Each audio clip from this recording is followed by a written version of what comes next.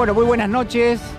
Bienvenidos, esto es Caníbales aquí por la pantalla de C5N en una jornada realmente histórica en esta victoria electoral de Luiz Inácio Lula da Silva, el expresidente del Brasil, que se presenta nuevamente en esta primera tanda electoral y logra una victoria que uno podría decir que es contundente por un lado, pero que por supuesto en términos de lo que eran las encuestas, herramientas necesarias para el análisis previo a la jornada electoral, bueno, caben muchísimos análisis y me parece que esta noche ustedes lo van a tener aquí en la pantalla de C5N, mientras vemos las imágenes allí en vivo desde San Pablo, cuando se esperan las palabras del ganador de esta contienda electoral contra Jair Bolsonaro. Definiciones que van a ser muy relevantes, lo decían nuestros compañeros, Daniela Ballester, Gustavo Gato Silvestre, en lo que ha sido una transmisión histórica también de C5N, la relevancia, lo importante que son estas palabras que seguramente vamos a estar compartiendo con todos ustedes en instantes nada más.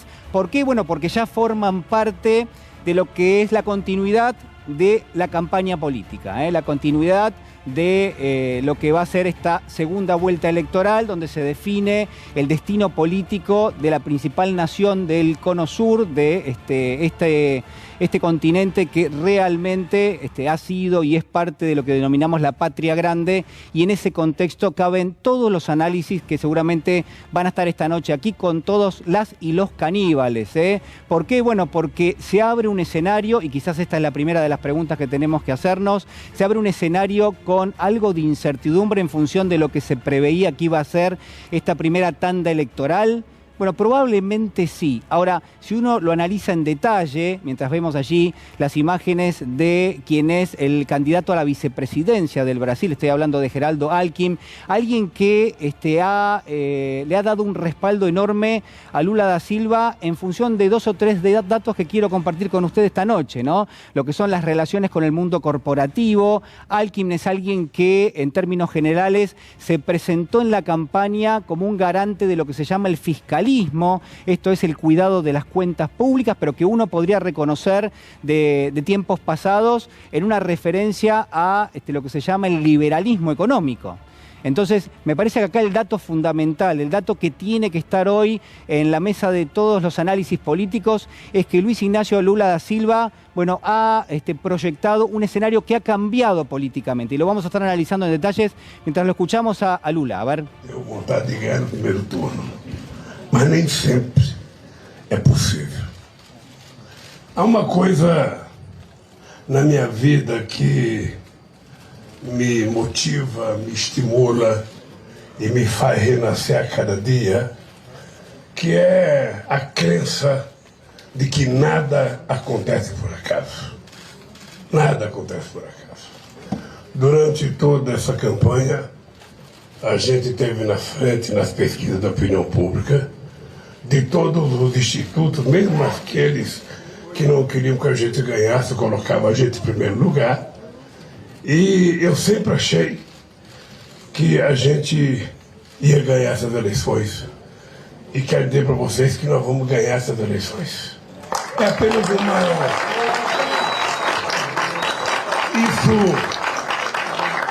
Isso para nós é apenas uma prorrogação. Então, eu quero primeiro agradecer mais uma vez ao comportamento da imprensa nessas eleições.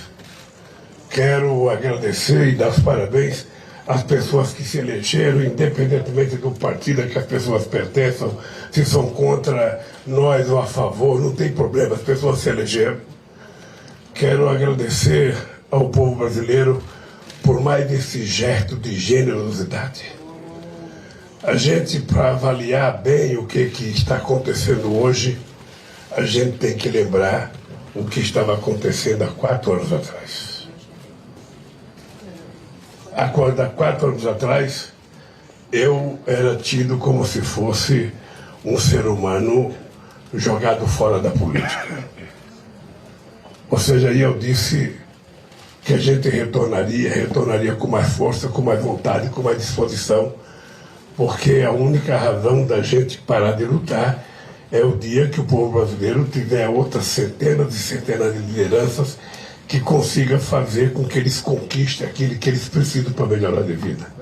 E vocês sabem que o nosso país está pior. Você sabe que a economia não está boa, você sabe que a qualidade de vida não está boa, que a renda não está boa, que o emprego não está bom, que a saúde não está boa. E que nós precisamos recuperar esse país, inclusive do ponto de vista das suas relações internacionais. Portanto, para, quem sabe, para desgraça de alguns, eu tenho mais 30 dias para fazer campanha. Eu adoro fazer campanha, adoro ir para a rua, adoro fazer comício, adoro subir em caminhão, sabe? Adoro discutir com a sociedade brasileira. E vai ser importante, porque vai ser a primeira chance da gente fazer um debate tete a tete com o presidente da República, sabe? Para saber, sabe, se ele vai continuar contando mentiras ou se vai, pelo menos uma vez na vida, falar a verdade com o povo brasileiro. Eu acho que é uma chance que o povo brasileiro me dá. É uma segunda chance. Ah, Lula, aquele debate não valeu muito, porque aquele debate, sabe, tinha gente estranha. Vamos deixar o segundo turno para você poder debater só com ele, para a gente poder medir, fazer comparações do Brasil que ele construiu e do Brasil que nós construímos, do nosso período de governo, da qualidade de vida do povo, da alegria do povo com o que o povo vive hoje. Eu quero dizer para vocês que começa amanhã a fazer a campanha. Eu tinha pensado, se eu ganhasse no primeiro turno, eu ia tirar uns 3 dias, fazer uma pequena lua de mel. Mas é o seguinte, vai esperar para o dia 30 de outubro. Como eu faço aniversário dia 27 de outubro, quem sabe eu ganho de presente a grande vitória que eu precisava, como foi em 2002. Em 2002 as eleições se deu exatamente no dia 27 de outubro. Então é o seguinte, a partir da manhã tem campanha. Que me desculpe os jornalistas, vocês vão ter que trabalhar um pouco mais. Que me desculpe os nossos companheiros partidos aliados, nós vamos ter que viajar mais, vamos ter que fazer mais ato público, mais comício, mais debate, vamos ter que conversar mais com as pessoas e vamos ter que convencer a sociedade brasileira daquilo que nós estamos propondo. Eu acho que a nossa presidenta tem uma tarefa importante que vai conversar com as outras forças políticas que disputaram as eleições. E é o seguinte, a luta continua até a vitória final. Esse é o nosso lema. Nós esperamos contar com o apoio e a solidariedade de cada um de vocês no trabalho incansável que vocês fazem de correr atrás dos candidatos. Nós vamos tentar mapear o Brasil e ver quais são as regiões que nós precisamos andar. O nosso companheiro Haddad foi para o segundo turno, portanto nós teremos uma parceria muito forte aqui. Será efetivamente... São Paulo será um grande palco de um confronto, sabe, nacional e estadual. Sabe, é um confronto de ideias, é um confronto programado, é um confronto de proposta para a sociedade. E eu estou disposto, sabe, a fazer tudo que for possível. Eu tenho certeza que nós dois juntos vamos ganhar São Paulo e vamos ganhar o Brasil. Por isso que nós vamos precisar de vocês. O que nós vamos precisar de vocês? Disposição de andar atrás de nós. De escrever aquilo que a gente fala, tirando as bobagens que não é por dentro, publicar aquilo que a gente falar de bom, vocês podem publicar. Eu estou com inteira disposição. Nós vamos sair daqui agora, vamos para Paulista, porque tem gente lá, vamos conversar com o povo. E a partir de agora, Janjinha, acabou na zona de mel. Se prepare, porque nós vamos trabalhar. Você vai continuar cantando as musiquinhas. Aproveitar a cadeira velha que está aqui, que ela pode cantar, ela pode subir com você e cantar no palco, para que a gente devolva a alegria. É apenas uma trégua, Eduardo Suplicy, é apenas uma trégua. Sabe, são 30 dias que você pode trabalhar um pouco mais, se matar um pouco mais, pedir mais voto, para que a gente possa, no dia 30, 27 ou 29? 28 de outubro, a gente possa comemorar. Hein? É dia 30, gente, é dia 30, gente, é dia 30. 30, ninguém esqueça, dia 30. Nós vamos, sabe, estar em palco outra vez, tá bem? Gente, de coração, obrigado a vocês. E, sobretudo, obrigado ao povo brasileiro por mais este gesto de generosidade. Tá? Eu nunca ganhei uma eleição no primeiro turno. Toda eleição que eu disputei foi no segundo turno. Todas. Sabe, o que é importante é que o segundo turno é a chance de você amadurecer as tuas propostas e a tua conversa com a sociedade. É de você construir um leque de alianças, um leque de apoio, antes de você ganhar, para você mostrar para o povo o que vai acontecer, o que vai governar esse país. Vamos nessa, gente. Vamos nessa, que dia 30 está muito perto. Um beijo no coração de vocês e até a Avenida Paulista, quem quiser ir até lá.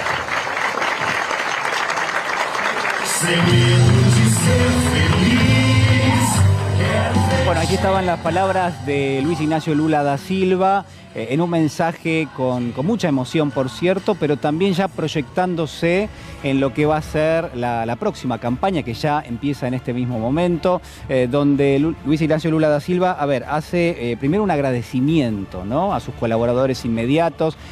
Minutos antes había hecho uso de la palabra su candidato a la vicepresidencia, Geraldo Alckmin, y yo creo que hay allí dos o tres frases importantes que mencionó Lula. Bueno, primero, marcar su recorrido. Dice, hace 4 años atrás, ¿dónde estaba? Yo era una persona que había sido dejado afuera de la política, ¿no? Y marca allí una trayectoria que lo lleva en este mismo momento a lo más alto del escenario político del Brasil, un candidato a la presidencia que acaba de ganar la primera vuelta electoral, pero que ya se proyecta en función del próximo 30 de octubre. Dice, bueno, queda más por hacer, es la oportunidad, dice Lula, dice, nada es por casualidad, esta es la oportunidad ¿para qué? Para dar mayor cantidad de debates, para que la sociedad madure en términos de lo que son sus decisiones de carácter electoral, pero también menciona algo que va a ser, yo creo, fundamental de aquí en adelante, que son las coaliciones de gobierno. Lula abre la ventana, abre la puerta a que en los próximos días, muy probablemente, su fuerza política y la coalición que ya integra con respecto a otras fuerzas, bueno, empieza a integrar a aquellos que por ahora están afuera de ese frente, están afuera de esa coalición. Y me parece a mí que remite muy bien a lo que va a ser el planteo esta noche aquí en nuestro programa en Caníbales, porque atención con el escenario electoral que se dibuja de aquí en adelante. Porque lo que acaba de pasar en Brasil es la confirmación lisa y llana de lo que ha sido el planteo electoral que ha hecho Lula da Silva contra el presidente Jair Bolsonaro. Esto es no ya dividir la elección en términos de la izquierda y la derecha, ¿no?, que tradicionalmente veíamos como parte de una contienda electoral, sino que lo que ha hecho Lula ha sido trazar un límite entre lo que él menciona como la democracia y el neofascismo, ¿no? Es democracia versus neofascismo, y entonces en función de eso es que Luis Ignacio Lula da Silva abre la ventana para sumar coaliciones de gobierno. No es ya la discusión de carácter netamente económico, netamente social, sino además también vinculado a esta superficie que me parece que es importante empezar a reconocer, este terreno nuevo en términos de lo político y de la política, que es, bueno, ¿qué ofrece en términos electorales una nación, en este caso el Brasil, tan parecido a lo que ha sucedido en los Estados Unidos en los últimos años? Intuimos también tan parecido a lo que puede ocurrir en la Argentina el próximo año, sin ninguna duda, y va a haber elementos que vamos a traer esta noche para el análisis. Hay mucho de lo que ha pasado. Mire, hay 2 o 3 preguntas fundamentales. Primero, Jair Bolsonaro, con un resultado muy por encima de lo que preveían las encuestas. La pregunta es, para los oficialismos, ha sido realmente muy difícil llegar a una reelección. Ahora, en el caso de Jair Bolsonaro, hoy ha obtenido un resultado que estaba por encima de las expectativas. Entonces, hay que revisar qué hizo Jair Bolsonaro en los últimos meses. Mire, déjeme decirle 2 o 3 medidas que ha tomado y que han tenido un impacto enorme. Por ejemplo, ha hecho un descuento en términos de los impuestos que cobran los estados provinciales en cuestiones que son claves, como puede ser el precio de la nafta, como también los productos industriales. Ha bajado los impuestos, ¿para qué? Para que lleguen más bajos al consumidor y que eso impacte en términos de la inflación también que ha tenido Brasil. Entonces, allí hay una herramienta que ha utilizado Bolsonaro que le ha dado evidentemente algún tipo de resultado electoral, porque lo ha ayudado a recuperar una parte del territorio en términos electorales que tenía perdido. Entonces la pregunta sería, ¿hay ejemplos de lo que hizo Bolsonaro que podrían aplicarse en nuestro país el año que viene? ¿Habrá allí algún elemento central que pueda tomar la política argentina, el oficialismo argentino, de lo que ha hecho Jair Bolsonaro? Y por el otro lado, por supuesto, hay que subrayar el enorme desempeño que ha tenido Lula, no solamente por la campaña extraordinaria que ha llevado adelante, sino además también por la madurez que ha demostrado, el pragmatismo puro en cuestiones que son centrales y que yo le marcaba recién, la coalición de casi 10 fuerzas políticas que hoy encabeza Lula da Silva. El pragmatismo puro que ha puesto en lo que es su plataforma electoral, el cuidado por comprometer, por ejemplo, la cuestión fiscal, ¿no? Esta promesa de vamos a cuidar las cuentas públicas, vamos a mejorarle la calidad de vida a los brasileños, vamos a mejorar el poder adquisitivo en términos salariales. Bueno, todo esto y otras cuestiones que vamos a estar discutiendo seguramente en instantes nada más han sido parte de esa campaña. Nos vamos a ir directamente allí a Río de Janeiro. Está Diego Iglesias, excelente el trabajo, Diego, durante toda la jornada. ¿Cómo estás? Buenas noches. Hola Juli, muchas gracias, ¿cómo te va? Seguimos acá en Río de Janeiro, en esta zona portuaria, donde estaba todo preparado para que fuera una fiesta. Finalmente no lo fue, había muchísima gente en este lugar, pero sí hay que decirte, mirando el lado luminoso de la vida, sí, por lo menos para estas personas que estaban aquí, que hubo un alivio muy grande cuando Lula revirtió la tendencia y finalmente el resultado en el que terminó. Por supuesto, no hubo los festejos que esperaban. Hay una alegría moderada, la gente igual, como verás, se empieza ya a retirar, todavía queda igual bastante gente, pero no la misma que había en este lugar hace media hora aproximadamente, Juli. Bueno, muy bien, ha sido una jornada, calculo, agotadora realmente para todos, ¿no? Bueno, lo decía Lula recién, ¿no? Agradecía a los periodistas, dicen, bueno, van a tener que seguir escribiendo, van a tener que seguirme de cerca porque voy a seguir dando debates, voy a seguir tratando de convencer a la sociedad brasileña de que nuestra propuesta electoral es mejor que la que quiere llevar adelante Jair Bolsonaro, Diego. Sí, Juli, efectivamente va a tener que ser así. Pero claro que, lo decíamos hace unos minutos, ¿no? Estamos hablando de comportamientos humanos, sí. Los comportamientos son impredecibles en algún punto, no sabemos qué puede pasar en la segunda vuelta, pero sí hay unas cuestiones importantes, Juli, a prestarle atención para ver una probabilidad, nada más que eso. Si vos te fijás, la cantidad de votos en blancos de 2000 a 2018 en la segunda vuelta prácticamente no variaron nunca. Si vos te fijás, la participación electoral de la primera a la segunda vuelta prácticamente no variaron nunca. Por lo tanto, el foco central a prestarle atención son los 10 millones de votos de gente que votó a otros candidatos. Y ahí Bolsonaro, por el número de ahora, necesitaría que 8 de cada 10 votantes lo vayan a votar a él. Por supuesto, esto no quiere decir que esté ganada la elección para Lula, ni mucho menos. Simplemente analizando los últimos 20 años, da una idea de lo que puede llegar a pasar, sin certeza, pero de lo que puede llegar a pasar. Ahora, Diego, sí, voy a ser de abogado del diablo, porque vos me traes, a mí me encantan las matemáticas y las aritméticas en general, y me parece que lo que has dicho es contundente. Ahora, también hay que decir que aquel que tiene que remontar en este momento el resultado es Jair Bolsonaro, que coincidentemente es el presidente de Brasil en este momento y tiene lo que se llaman los fierros en términos del gobierno. Es decir, y si uno mira y repasa lo que hizo Bolsonaro en los últimos 2-3 meses, bueno, realmente ha utilizado una parte del presupuesto público. ¿Para qué? Bueno, para hacer política. Es decir, para bajar los impuestos, la recaudación, para que el impacto de la inflación sea menor. Y pareciera que le ha dado resultado en función de los resultados que hemos visto. Juli, eso que vos decís es clave, ahí entra lo que puede torcer las matemáticas, ¿no? Que es la dimensión cualitativa, que es la intención del gobierno de revertir estos comportamientos a través de políticas. Lo que vos decís es clave en dos variables muy importantes. Bolsa Familia, el programa que llega a casi 20 millones de brasileros, lo aumentó Bolsonaro de 400 a 600 reales y dijo que lo va a sostener hasta diciembre, al menos así. Claro. Y después, algo que vos conocés muy bien y que influye en todo, es el precio de la nafta. Bolsonaro logró un acuerdo con Petrobras, que tiene participación mayoritaria estatal, para bajar la nafta de 8 a 5 reales.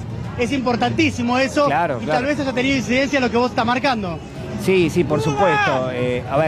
Son elementos, ¿no? Entendemos que todo de alguna manera nos contribuye a tratar de hacer un análisis. Emocionan las palabras de Luis Ignacio Lula da Silva porque todos creo que estamos conscientes del enorme esfuerzo que implica para Lula hacer una campaña electoral, con la edad que tiene, con su propia historia, con la tragedia que vivió en los últimos años, con el enorme sufrimiento de que incluso, a ver, atención con estos datos, ¿no? Muchos de sus aliados políticos en este momento votaron en contra de, por ejemplo, Dilma Rousseff cuando fue el impeachment. Entonces, digo, claro, hay ahí cuestiones donde daría la sensación de que Lula da Silva hace un sacrificio enorme. ¿Para qué? Para mostrarle a la sociedad brasileña que ya no se define tanto entre izquierda y derecha, como obviamente a todos nos gusta discutir y todos somos conscientes de las decisiones que se van tomando en el gobierno y del impacto que eso tiene en lo social.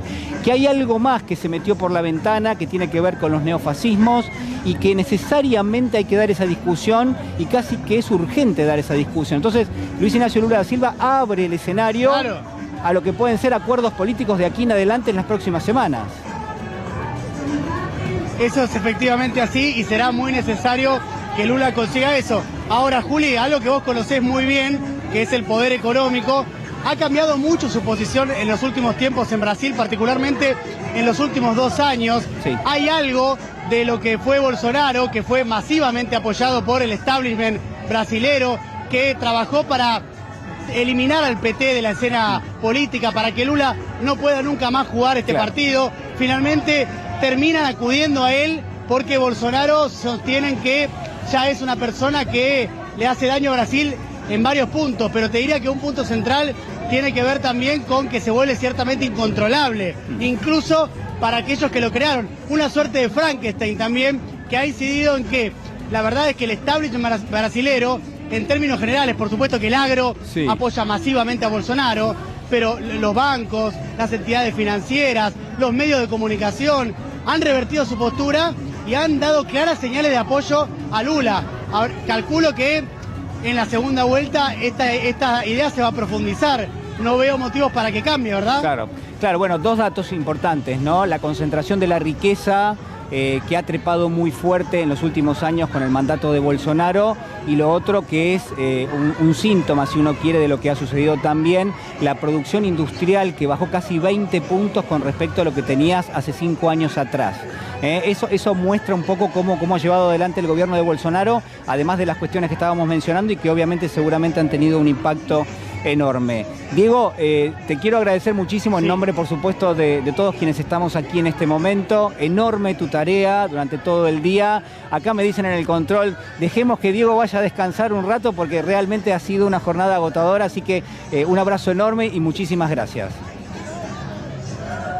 Juli, muchas gracias a vos y a todo el equipo de C5N por esta gran transmisión. Un abrazo muy grande. Bueno, un fuerte abrazo. El señor Diego Iglesias allí, realmente con un desempeño brillante como el de todo el equipo de C5N durante todo el día. Y lo más importante que me parece que es que usted sea partícipe de lo que ha sucedido hoy en nuestra región. ¿Por qué? Porque es relevante. ¿Para qué? Bueno, para todo, para la discusión política también. ¿Me acompaña, señor director? Me voy lentamente allá para el verdadero epicentro. Me encanta esta música, no es la de Caníbales, pero en algún momento nos tenía que llegar. No, y aparte, miren, qué lujo. Bueno, ¿cómo les va? Buenas noches. Buenas noches. Me voy a sentar con cuidado, tengo unos almohadones acá, voy a quedar, ahí está, perfecto. Y las rueditas funcionan. Las rueditas funcionan bien. Bueno, a ver, repercusiones, ¿qué les pareció? ¿Gusto a poco o una enorme alegría? ¿O ninguna de las dos cosas? Yo creo que desde la perspectiva de las elecciones que viene haciendo Lula, si mal no recuerdo, es la quinta, es la segunda mejor que hizo. Es muy buena. Menos, 48.23% de los votos. Y yo lo mediría también en clave geopolítica latinoamericana y mundial, ¿no? Sí. Y que tiene un oponente como Bolsonaro. A mí lo que me parece que se pone en juego es la democracia, porque ya estamos hablando de discursos destituyentes, como también tenemos en nuestro país. Sí.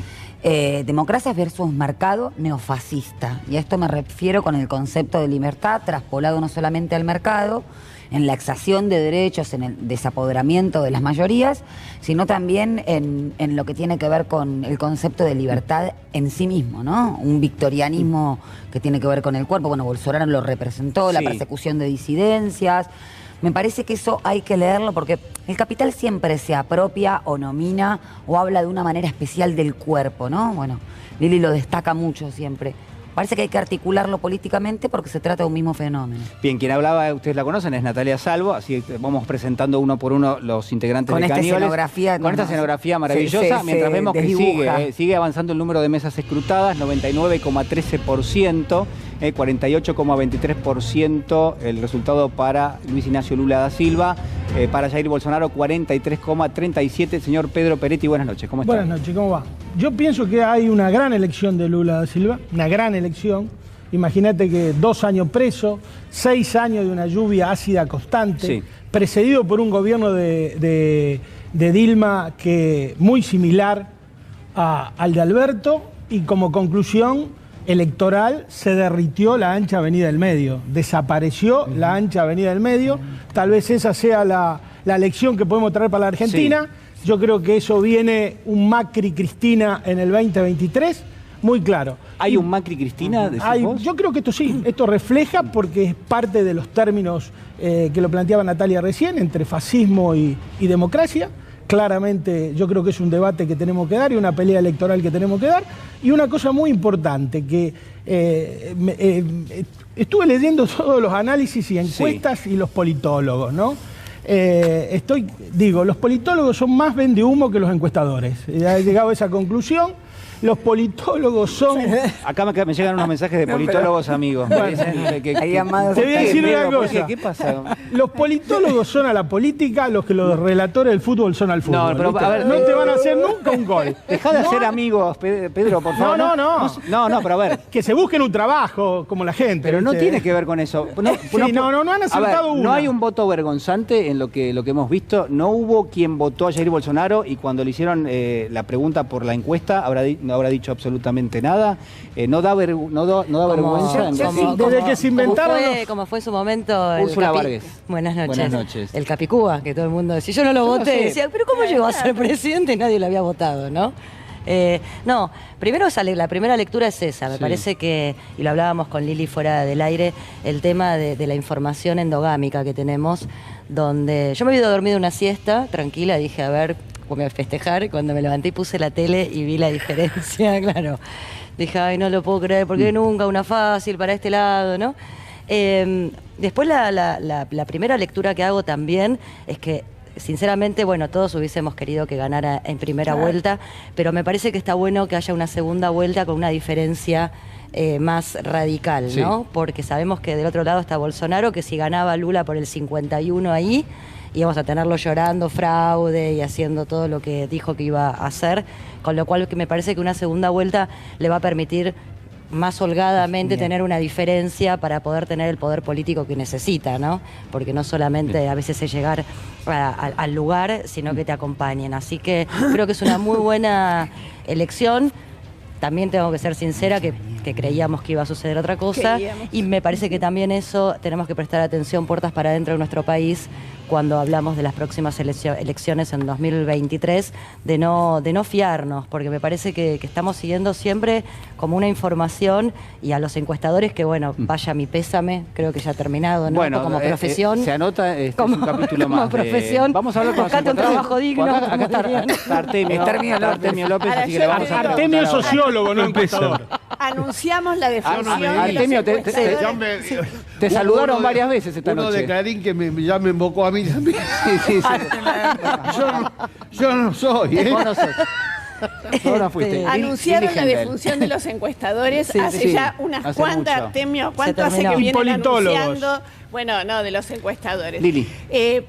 Hubo un momento en el que la angustia fue muy fuerte, quiero decirlo. La sensación era solidaria, también sentía que era compartida la angustia y eso es endogámico, tenés razón. Reconozco que era entre amigas y amigos, pero la verdad es que la situación, sobre todo con los datos de San Pablo, se puso muy angustiante.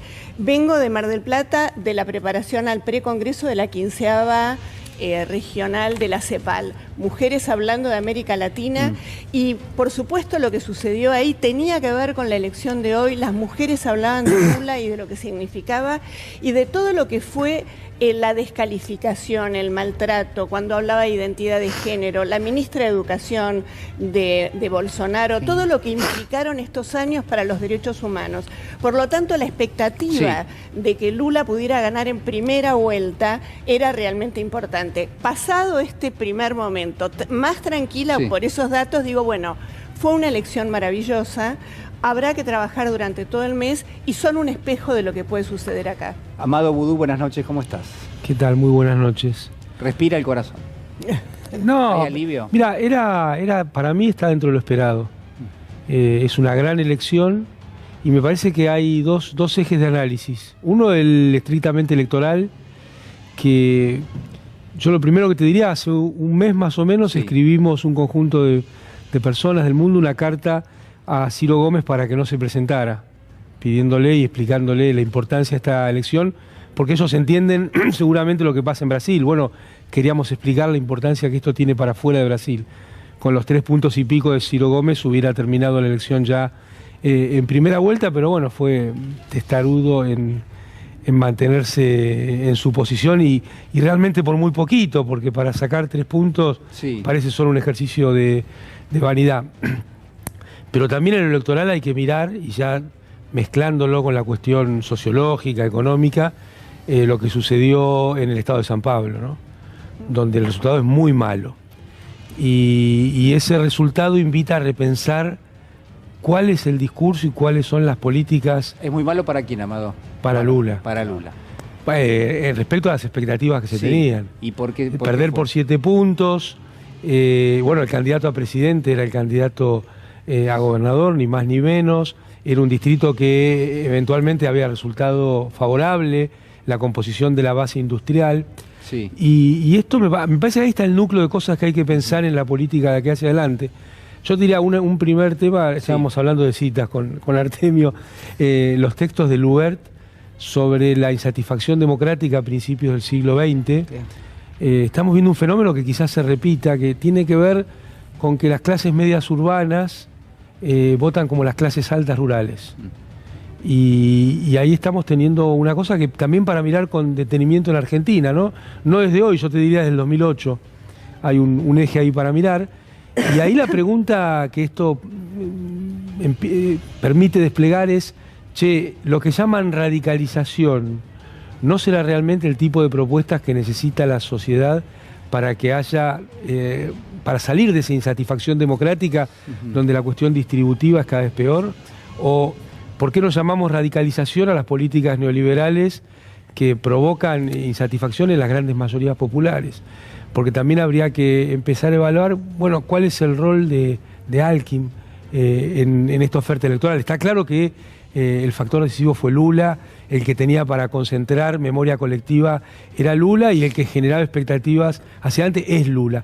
Yo creo que es una gran elección, una persona estuvo detenida hace poco tiempo y fue, digamos, bastardeada por los medios de comunicación brasileros y del mundo. Ha hecho una gran elección y algunas compañeras y compañeros de Brasil me decían algo parecido a lo que señalaba Úrsula, que ir a la segunda vuelta, y con esta diferencia, es un gesto de autoridad también, porque había que ver en el clima de violencia que hay, que parece que es muy pesado, no lo podemos decir desde acá, pero todas las personas que están allá te lo señalan, ¿qué iba a hacer el Superior Tribunal de Justicia, inclusive la policía, en una circunstancia de ganar en primera vuelta por muy poquito? En cambio, ahora van a tener que reconocer este resultado y empieza una nueva película que en 30 días sin duda va a llevar a Lula a la presidencia de Brasil. Sí, es importante los conceptos que estabas dando. Nos vamos a meter, ¿no?, después en este tema de las clases medias, cuál ha sido el impacto que han tenido las políticas de Jair Bolsonaro y cómo están definiendo su voto. Artemio, buenas noches, ¿cómo estás? ¿Qué tal? ¿Cómo están todos? ¿Bien? Bueno, coincido con lo que estaba planteando Amado. O sea, esta fue la segunda mejor elección de Lula después de la del año 2006. O sea que fue una gran elección. Todo arriba del 48%, me parece que eso hay que dejarlo de lado. Lo que creo que hay que analizar en profundidad, no sé si es el momento es el momento, Artemio. Es el momento. Estamos en un programa, muchísima gente nos está impacta el mirando. proceso estructural de desindustrialización de Brasil? Brasil se está reprimarizando de manera acelerada. Desde Hay los un 80. impacto ahí en... Claro, y el portavoz de Lula, en el 2006, que es un politólogo importante, Andrés Singer, dijo que el lulismo, es decir, él analizó la base electoral que tenía el PT tradicionalmente y en lo que fue luego lo que él llamó el lulismo, que fue la transformación de la estructura electoral tradicional con clivaje en los sectores industriales. San Pablo muestra que eso efectivamente sucedió y se fue desplazando hacia los sectores más pobres, los más postergados, ampliando la base electoral en esa dirección. Y yo creo que eso es lo que tenemos que reflexionar acerca de lo que implican los procesos de reprimarización y lo que implica para los liderazgos populares y los liderazgos transformadores. Efectivamente hacen, además de crecer a fenómenos como Bolsonaro, tienen esa característica, transforman un liderazgo que tenía anclaje en el sector obrero tradicional, con lo que implica en términos de organización, discusión, en términos de exigencia, de transformación, en liderazgos que se expanden a los sectores más pobres, más lumpenizados de la sociedad, en este caso la sociedad brasileña, que exigen más reformas que transformaciones profundas. Pero, yo creo que eso está en la base del análisis que debemos hacer. Con respecto a la elección, fue una gran elección. Duda va a ganar la segunda vuelta. Hizo una elección impecable. Eso a pesar de que Bolsonaro tiene recursos como para mostrar gestión, para tomar definiciones que uno dice, bueno, son definiciones de carácter político que las toma por el corto plazo. Es decir, durante 4 meses, vamos a suponer, te bajo ingresos brutos a la mitad en todo el país. Entonces, bueno, eso tiene un impacto directo en lo que paga cualquiera de nosotros cuando va a comprar algo que tenga un proceso industrial, un proceso de valor agregado. Ahora, eso no resiste en el tiempo. Pero esas medidas tomadas en el final de una campaña son promesas no creíbles. Me parece que justamente acá la cuestión es la cuestión estructural. No la cuestión solamente en el 2017 tomó decisiones estructurales y después no le fue bien, porque estructuralmente ahora, Julián, yo creo que está fuera de discusión la gran elección de Lula y que va a triunfar. Y que va a ganar. Creo que vamos a un análisis más fino porque hay que ver qué producen los procesos neoliberales en las sociedades latinoamericanas. La emergencia de estos candidatos, llámenlo como quieran, pero al mismo tiempo una reformulación electoral que le da sustento a transformaciones de menor intensidad. Pero, en el caso de Lula... pero uno puede hablar de derechización del electorado, pero podemos hablar de una transformación de la base electoral pero en el caso del PT. Con respecto a Bolsonaro, pienso que hay una parte de la sociedad lo que pasa de que acá siempre tuvo esa composición y acompañó procesos de ese tipo. Me parece que tenemos que analizar también, yo creo que antes que estos últimos 2 años, Bolsonaro hizo una alianza con 3 sectores muy importantes que fueron la base electoral de él. Arregló con el sector del agro, con los sectores ojeros, que claramente lo apoyaron. Arregló con los sectores evangélicos. De 543 diputados que tiene, 147 son evangélicos. Y arregló con la policía. La policía es un articulador político muy importante en Brasil. Tienen casi 500.000 agentes de policía, que es una institución que viene de la dictadura militar y que no fue reformada en la democracia brasileña. Esos 3 pilares yo creo que son los que le dieron la base electoral esta tan importante que tiene Brasil. Más la violencia. Brasil tiene el 2.5% de la población mundial y en el último año se cometieron el 25% de los asesinatos, casi 50.000 tipos. En los últimos 15 años llevan muertos más de 1,5 millones de personas por asesinato.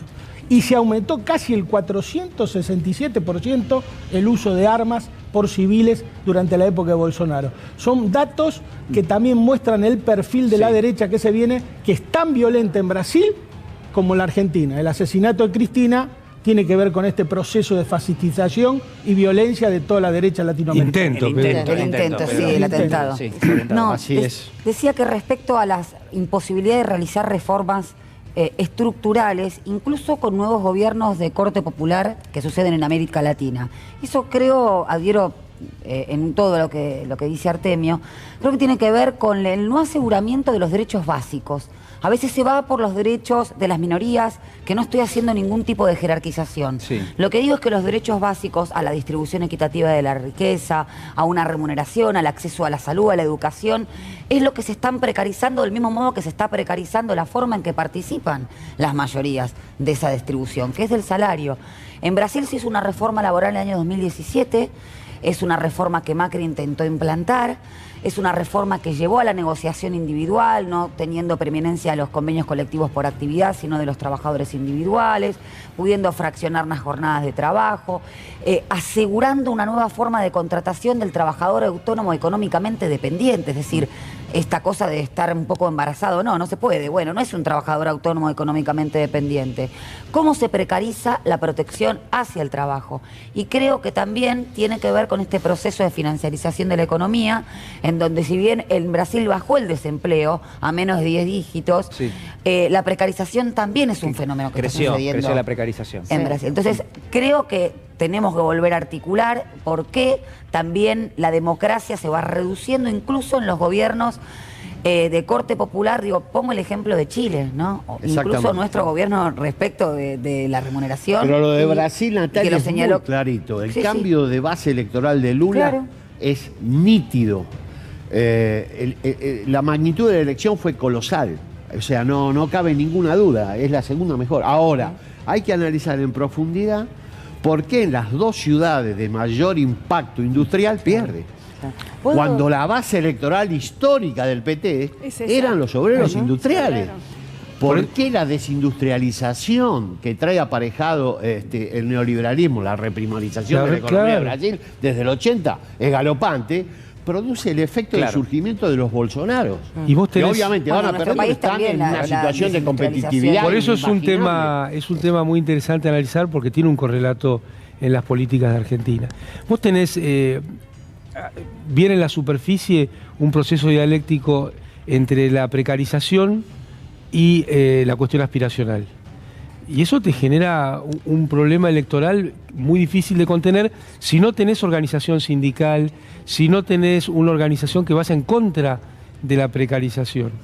Y me parece que ahí está el núcleo del planteo político para el tiempo que viene.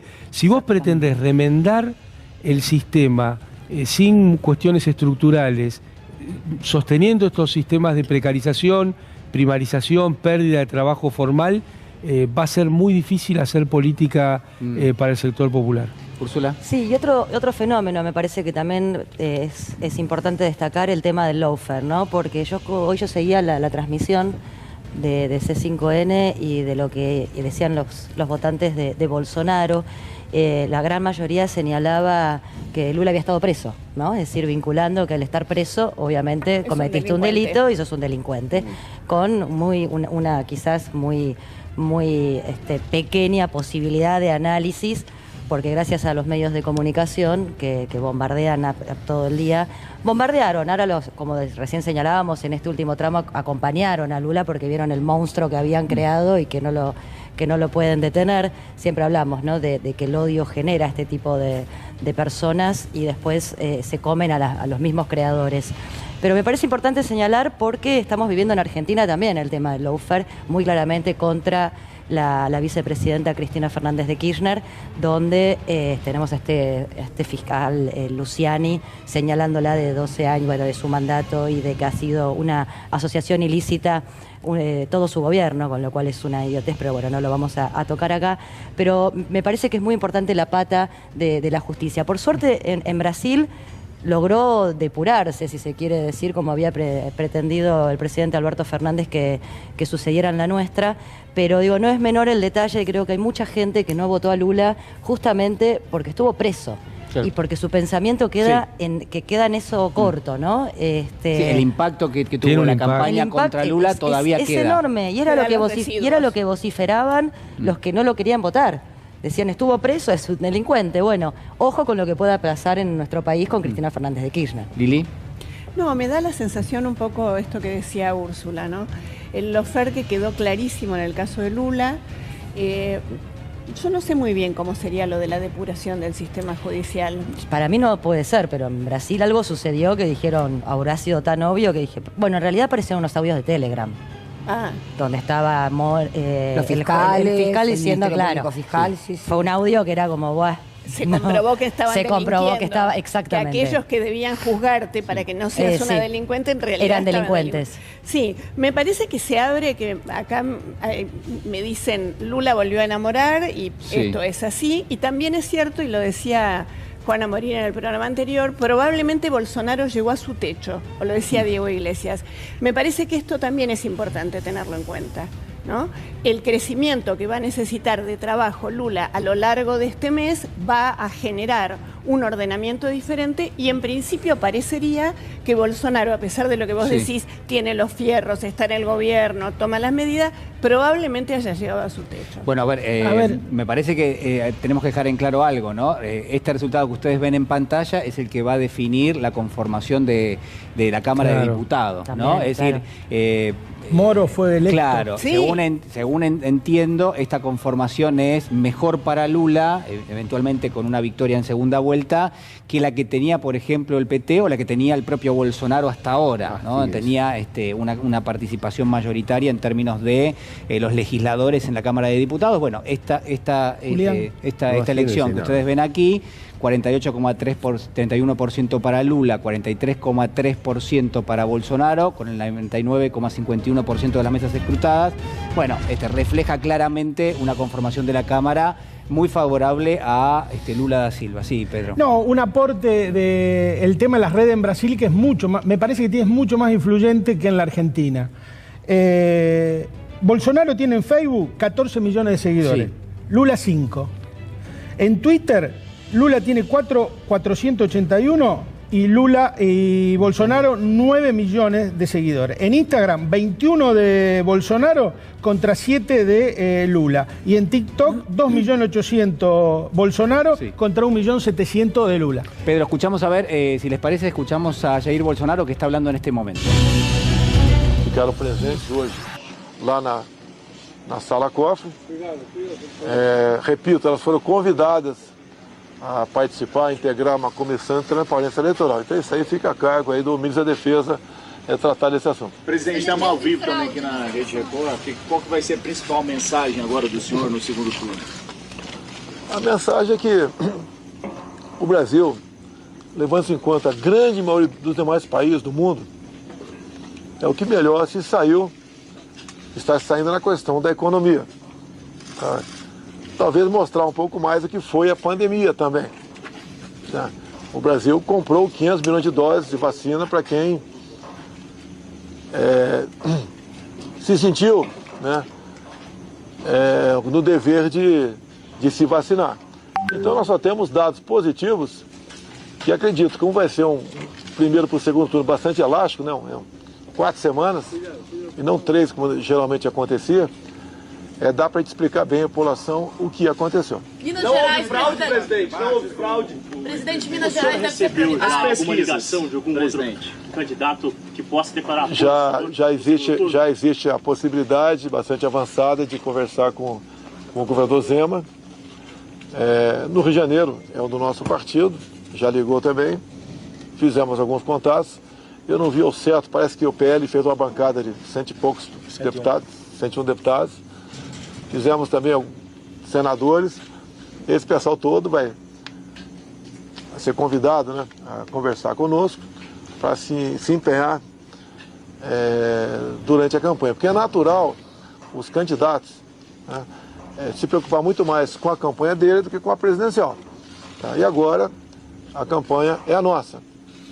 Então entendo que isso vai ajudar a gente conseguir os votos suficientes para a gente ganhar as eleições. Presidente, como o senhor avalia as pesquisas de primeira... Qual é a avaliação do senhor com relação aos números, principalmente do PL, dos partidos ligados à base do senhor? Senadores, não deu ainda para eu ter tudo isso na cabeça, tá? Que está faltando a gente se inteirar de mais alguma coisa. Mas pelo que tudo indica, o nosso partido fez 101 deputados, um quinto da Câmara, bastante. Um quinto não. 20%. 20%, isso é bastante. é um partido que sai na frente para disputar cargos na mesa o ano que vem. E esse atrativo fará com que se negocie já isso a partir de agora, antes mesmo do segundo turno das eleições. Então temos isso a nosso favor. Então creio que eu creio que a gente vai fazer boas alianças para a gente ganhar as eleições. Eu não posso falar em MDB no momento, tá? A chegada lá, presidente, de ex-ministros acabaram sendo eleitos, ministro Ricardo Salles, ministra dos Direitos Humanos. O senhor avalia isso como uma atuação do governo, que as pessoas reconheceram y acreditaron? Eu não sei o nome de todo mundo. Bueno, allí está Jair Bolsonaro con dos conceptos importantes, ¿no? El primero, mencionando el impacto que tuvo y que tiene, obviamente, el alza en el precio de la energía, en general, y cómo impactó el argumento económico, ¿no? Él atribuye el resultado electoral, lo entendemos, la lectura negativa en términos de que, bueno, por supuesto, acaba de perder una elección con Luis Ignacio Lula da Silva, a el impacto que ha tenido la economía, entendemos la guerra también, ¿no? en Ucrania. Y en función de eso, dice, bueno, las próximas semanas sirven para explicarle a la ciudadanía de qué se trató esto de el costo de vida más elevado. Y el segundo elemento, que también lo puso en juego ya Lula, fue el de la coalición, le preguntaban a Jair Bolsonaro, bueno, si está de alguna manera permeable a algún tipo de acuerdo político con una fuerza que es minoritaria en el Parlamento, que ocupa aproximadamente un 20% de los escaños, y daba la sensación de que decía que sí, ¿no? Que bueno, que obviamente que una coalición se puede enhebrar, que hay un acuerdo por delante que se puede trazar. Claro está que uno entiende que a pesar de que estas conversaciones y estos acuerdos se puedan dar, el electorado no siempre obedece a aquel que forma parte de la cabeza en términos de una fuerza política, ¿no? Bueno, recordemos a Haddad, ¿no? Haddad. Claro. Y otro dato es que es un clásico, la desaparición del centro político y de las alternativas moderadas no funcionaron. Ahora, ustedes insisten nuevamente con esto, los polos lo que decía Amado, son los que marcan la dinámica de esta pero son elección. ¿Qué polos son, Amado? Porque acá no hay una izquierda y una derecha, o sí hay una izquierda y una Lula, derecha. si vos te fijas el último debate con respecto al primero, Lula está girando hacia la radicalización, se dio cuenta. Él tiene una excelente autocrítica después de la elección de Dilma, del golpe parlamentario, pero a posteriori, porque después el PT va a elecciones municipales, después del golpe de Dilma, y las pierde, entre otras las pierde Haddad, que fue el candidato a presidente, que hoy lo volvió a perder, de manera impactante. No, esta idea de que hay más para emparchar que para reformar, me parece que eso es lo que está en decadencia.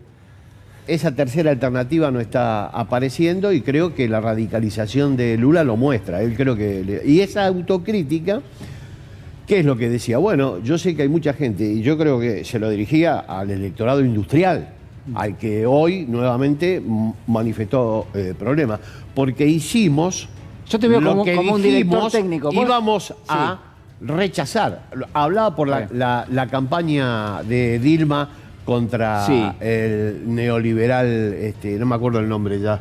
¿Pero en qué se nota la radicalización? La radicalización, bueno, yo creo que él tomó nota de que necesita transformaciones profundas en términos de modificación de alguna manera en el sistema impositivo brasilero, lo decía hoy. Quiero decir, la clave es lo impositivo. No puede sostener un gobierno de reformas siquiera con esta estructura impositiva. El rol del sistema financiero y la tasa de interés. Y planteó nuevamente llevar adelante una política de reindustrialización, porque sabe que ahí está la base de desarrollo de su propia y en la autocrítica electoral. Hizo una crítica también al tema de la lentitud de la reforma agraria y la falta de financiamiento del INCRA. Eso lo dijo específicamente cuando salió de la cárcel. Yo creo que el tema rural es un tema muy complicado para él, porque ahí está buena parte asentado el poder de Bolsonaro, y debería darle más juego tanto a la CONTAX, que es una de las organizaciones campesinas más grandes del mundo, como al Movimiento Sin Tierra, y yo creo que en eso se ha hecho una autocrítica el tema de... Además es donde tiene su base electoral, queda demostrado habiendo perdido la cuestión industrial, ¿no? Bueno, no olvidemos que Dilma en su gobierno dijo que el ajuste era inevitable. Lo puso como ministro de Economía a un funcionario del Fondo Monetario Internacional. Y hizo la misma receta que proponía hacer a Ezio Neves, que ella combatió. Pero Artemio, en la ¿hasta campaña. dónde? Lula dice, esto fue un error. Artemio, hay mucha gente que está enojada por esto, y yo creo que esa es la clave. Pero ¿hasta dónde se puede radicalizar? Vamos a también no es el Lula que vimos asumir como presidente en clara representación de una parte de la sociedad, con un vicepresidente que viene de la centroderecha. Digamos, claro, él tuvo que abrir un poco, tuvo que negociar. Bueno, si vos no das respuestas... también era de centroderecha. Pero si gobierna... si no da respuestas... Digo, ¿hasta dónde se puede radicalizar? El que paga los costos es Lula. Pero por eso pregunto, ¿hasta dónde se puede radicalizar alguien que se presenta con un vice que representa la centroderecha? Yo lo primero que haría es sacar la palabra radicalizar. Ajá. Porque me parece que nosotros mismos nos estamos comiendo una caracterización que nos pretenden imponer del discurso dominante de derecha. Nosotros lo que pedimos son políticas nacionales y populares. Y yo creo que la respuesta a lo que vos señalás es que si los gobiernos no son capaces de asumir la representación de su base electoral y producir esas transformaciones, les va mal. Pero, Amado, y para no mirar a Argentina, el caso de Dilma fue patente en este sentido. Claro. Y como dijo Artemio, la cuenta la pagan los líderes populares. Pero por supuesto. En Argentina, en Brasil, no la paga quien está en el cargo. Cuando una progresista no cumple con el contrato electoral, el polo más dinámico paga. Y también, creo yo, después pierde la coalición en su conjunto. La criminalización que hay del populismo, ¿no? Nosotros tenemos grandes representantes judiciales y económicos que ya ponderan o califican el populismo como algo delictual.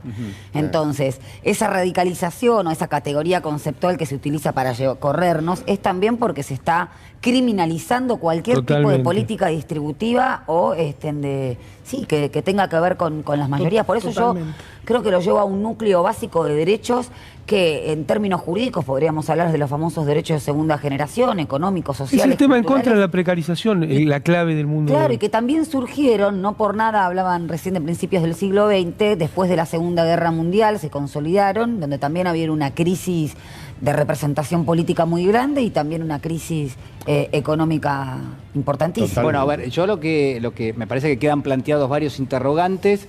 Quiero proponer para la próxima hora que discutamos qué Lula eventualmente vuelve al poder, si logra, como parece, ganar en segunda vuelta. ¿Es el mismo escenario político que tenía hace 20 años? ¿Es otro? ¿Cuáles son las enseñanzas para Cristina Fernández de Kirchner, para el Frente de Todos? Digo, porque esto, quieras o no, son elementos que va a haber que tomar en cuenta. Vamos a compartir con todos ustedes, son las 11 de la noche en punto, en toda la República Argentina, un pequeño resumen de lo que ha sido toda la jornada. Toda la jornada durante varias horas, lo que ha sido la contienda también electoral en términos de los resultados. Esto que ustedes ven en pantalla son los resultados tal y como están hasta este mismo momento, y este es el resumen.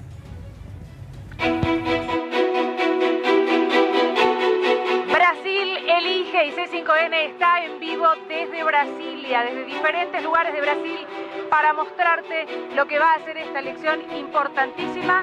Y hay imágenes impresionantes del dron de C5N. Y con Gustavo Silvestre esta noche aquí estamos para contarte todo lo que va a pasar. ¿Por qué você está aquí? Porque yo voto na tarde no Lula. Sale el tema de si van a votar a Lula o a Bolsonaro. Bolsonaro ganó 21 elecciones. ¿Qué para Brasil este domingo? Y mañana Bolsonaro, sin duda. ¿Qué pasa con las encuestas entonces? No, es mentira. Aquí estamos en Brasilia. Se espera que la caravana recorra varias zonas de San Pablo. ¿Qué se está jugando en esta elección? A democracia. El pueblo quiere volver a sonreír. Tudo bem muito, é 13. Diego Iglesias le pregunta si va a reconocer los resultados después de las 5 de la tarde. ¿Você va a reconocer? Argentina. ¿Você va a reconocer un resultado electoral si pierde? Presidente. Queremos que volte a bandeira do Brasil verde, amarelo, azul y branco. Dentro de Brasil está pasando todo y vamos a recorrer las diferentes ciudades en las que estamos en vivo. Todos aquí están muy preocupados. Lula ha dado vuelta la elección. Comienza a partir del lunes otra campaña electoral. quero agradecer e dar os parabéns às pessoas que se elegeram, independentemente do partido a que as pessoas pertençam, se são contra nós ou a favor, não tem problema, as pessoas se elegeram. Recordemos que hoy votaron 156 millones de brasileños. Esto es C5N, esto es pura información.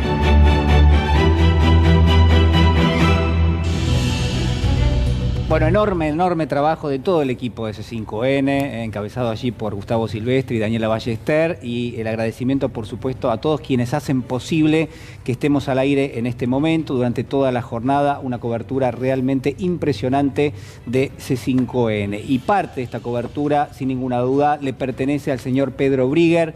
Pedro está en este momento en San Pablo. Pedro, buenas noches, ¿cómo estás? Buenas noches, y parte de esta cobertura le corresponde por supuesto a Ricky Zárate, que hace maravillas con la cámara. Ya me pidió un hombro ortopédico, ya no puede más cargar la cámara en el hombro derecho, ya lo veo completamente torcido al pobre Ricky. Bueno, Pedro, a ver, un analista de lujo que tenemos esta noche, por supuesto el resultado está puesto, lo tenemos en pantalla, es contundente si uno mira los números en este momento, pero claro, conocemos cómo fue la historia y cómo se fueron cargando las mesas, llamémosle las mesas, ¿no? Por supuesto. Digo, ¿cuál es el análisis que podemos hacer a este momento?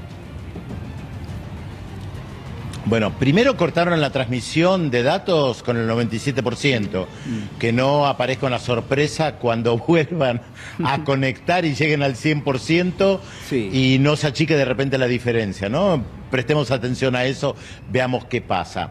Es difícil hacer un balance rápido cuando todavía no alcanzaste, Julián, a mirar todos los números, estados por estado, poder analizarlo en detalle. Pero a grosso modo algunas reflexiones respecto de esta elección. En primer lugar, la gente de Lula pensaba que ganaba en primera vuelta, empujaron mucho, gran parte de los medios de comunicación estaban incentivando el voto para la primera vuelta, el voto útil, llegar al 51%.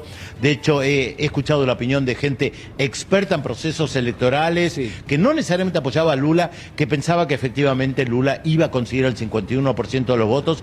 No lo consiguió, pero tampoco estuvo lejos, 48%. Tal vez la sorpresa para mucha gente es el resultado tan amplio, tan alto, de Jair Bolsonaro, que ninguna de las grandes encuestadoras daba. Yo hace mucho me he cansado de decir que lo subestiman a Jair Bolsonaro. Lo dije en su momento cuando compitió en el 2018, lo están subestimando. Bolsonaro representa algo más profundo de lo que aparece a simple vista como un tipo muy torpe, conservador, machista, anticomunista, con un discurso cuasi fascista, anclado 70 años atrás. Sí, todo eso es verdad. Pero hay algo mucho más profundo que hay que tratar de analizar, que no es el momento de analizar, y él es mucho más inteligente de lo que aparenta, o de lo que aparentó durante tantos años. Por eso dije que no hay que subestimarlo. Y efectivamente no había que subestimarlo, consiguió una excelente votación. De todas maneras, la primera minoría en este caso es Lula da Silva. Y acá sí hay que decir algo. No ganó en primera vuelta, es verdad, pero hay que tomar en cuenta que Lula da Silva es la figura política más importante de Brasil de los últimos 50 años. No cabe la menor duda. Desde el sindicato, la lucha contra la dictadura, armar el Partido de los Trabajadores, ir preso en la lucha contra la dictadura, presentarse como candidato en varias oportunidades, llegar a la presidencia. 8 años de presidencia, 4 de Dilma Rousseff, 2 más de Dilma Rousseff hasta que fue derrocada por ese golpe de Estado parlamentario. No importa ahora cómo lo llamemos, fue derrocada en el 2016. Y ahí comienza el retroceso al Partido de los Trabajadores, demonizado durante mucho tiempo. Todo gobierno, todo partido que está en el gobierno, 8, 10, 12 años, sufre un desgaste impresionante. Lo sufrió también el PT, entre otros motivos, por muchos escándalos de corrupción. La palabra corrupción aparece todo el tiempo en Brasil, desde hace por lo menos 30 o 40 años. Por lo tanto, ahí hay un tema muy importante para tomar en cuenta, porque también afectó a un partido que cuando nació se presentaba como el gran luchador en contra de la corrupción y sin embargo estuvo involucrado en numerosos casos de corrupción, más allá de la figura de Lula, y es posible que Lula no estuviera involucrado directamente en los escándalos de corrupción. Sin embargo, la corrupción existió. Lula, sacado de la carrera política, va preso, no le permiten presentarse en el 2018, tienen que sacar un candidato a la galera, Fernando Haddad, pierde con Bolsonaro, vuelve a una edad bastante avanzada y saca 48% de los votos. Esto, en primer lugar, es para sacarse el sombrero, más allá de que no haya ganado en primera vuelta, Julián. Pedro, bueno, impecable realmente el análisis. Quiero preguntarte, porque es parte de lo que hemos visto en los dos discursos, tanto en las respuestas que daba hace instantes nada más Jair Bolsonaro, el presidente, como también en las de Lula, hace algunos minutos, de habilitar una especie de negociación que se entiende que no es directamente proporcional a la cantidad de votos, pero sí sentarse en una mesa y tratar de sumar alguna fuerza política más. ¿Cómo ves esos movimientos en los próximos días? Difícil saber. Hay 5 puntos de diferencia a favor de Lula. Está muy cerca del 50%. La tercera y cuarta fuerza juntas, yo te diría que 7 de cada 10 de esas personas en principio debería votar por Lula. Digo en principio, porque nunca se sabe. Claro. Y si no hay, otra vez, no hay que subestimar a Bolsonaro. Cómo teje acuerdos políticos, que hace un mes es mucho tiempo para una segunda vuelta, le permite manejar desde el aparato del Estado recursos, le permite viajar por todo el país con mucha facilidad, es muy dinámico, ha sabido interpelar a un público muy importante en los sectores populares también. Entonces no hay que subestimar a Bolsonaro. De todas maneras, prima facie, como se dice, a priori, me da la sensación que Lula debería ganar en segunda vuelta. Pero falta mucho, y ustedes saben que a mí no me gusta arriesgar, me gusta ir paso a paso, ir viendo los diferentes movimientos. Pedro, la verdad te agradecemos muchísimo este contacto con nosotros, te mandamos un abrazo enorme y esta gran felicitación por todo lo que ha sido tu trabajo durante todo el día. Un fuerte abrazo. Para todo el mundo, un abrazo también para ustedes y por favor, mándeme el hombro de repuesto para Ricky Sara. Ahí va, ya lo ponemos en camino. Un fuerte abrazo, el señor Pedro Brigger con nosotros. Gracias, un análisis realmente impecable de lo que ha sido la trayectoria de Lula da Silva. Es el principal referente, ¿no?, político de las últimas décadas en el Brasil. Y bueno, abro la pregunta, porque ya está y porque estamos hablando permanentemente de eso, ¿cuáles son las enseñanzas que deja para el escenario electoral argentino? Pero primero la pregunta que señalabas si me permitís. Sí, claro.